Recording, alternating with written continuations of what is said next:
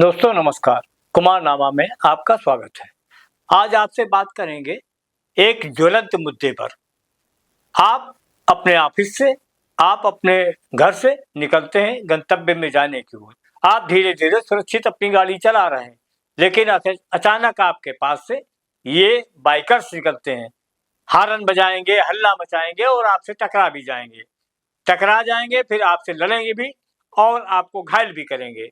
इन bikers पे रोक लगाई जाएगी कि नहीं? अक्सर आपने सुना होगा कि गंगा बैराज पर या हाईवे पर ये स्टंट करते हुए चलते हैं, जिसके कारण आसपास लोगों को परेशानी होती है। यशोदा नगर में बाईपास के पास वृंदावन गेस्ट हाउस के सामने इसी तरह के बाइकर्स सवारों ने काम से लौट रहे शिवनारायण त्रिवेदी और उनके पुत्रों शिवम और सत्यम को बाइक से टकराकर घायल कर दिया। उसके बाद दोनों पक्षों में कहासुनी शुरू हो गई। देखते देखते कहासुनी इतनी मारपीट में बदल गई और उन लोगों ने हेलमेट निकाल करके पिता पुत्रों पर हमला चालू कर दिया। लेकिन एक सवाल ये उठता है कि उन बाइकर्स के पास चाकू कहां से आया, क्योंकि उन्होंने चाकू से ताबड़तोड़ हमले किए। तो क्या ये बाइकर्स चाकू लिए भी घूम रहे हैं? किसी के इरादे में घूम रहे थे, लूट के इरादे में थे या घटना को अंजाम देने के इरादे में थे? इनके चाकू के हमले से पिता और पुत्र की मौत हो गई। उनका छोटा बेटा घायल भी हो गया।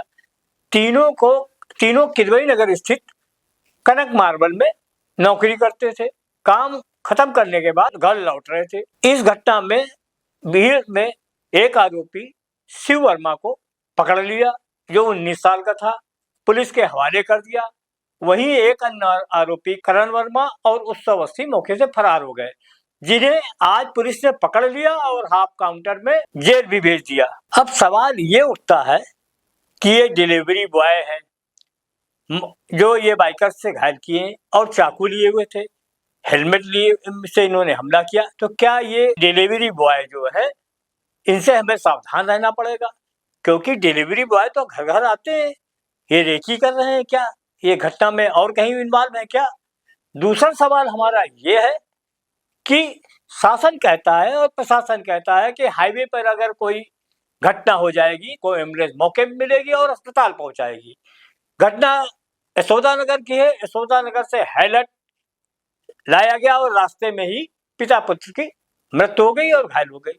अब एक सवाल इसमें यह है कि दक्षिण से में अगर कोई घटना हो गई है तो दक्षिण में ऐसा अस्पताल क्यों नहीं चालू है कि त्वरित रूप से पहुंचाया जाए? अगर ये तीनों घायल हैलट लाए गए हैं, रास्ते में ही इनकी मृत्यु हो गई है, अगर ये समय से अस्पताल पहुंच जाते, चिकित्सा व्यवस्था हो जाती, एम्बुलेंस समय से मिल जाती, तो इनमें से किसी की जान बच भी सकती थी।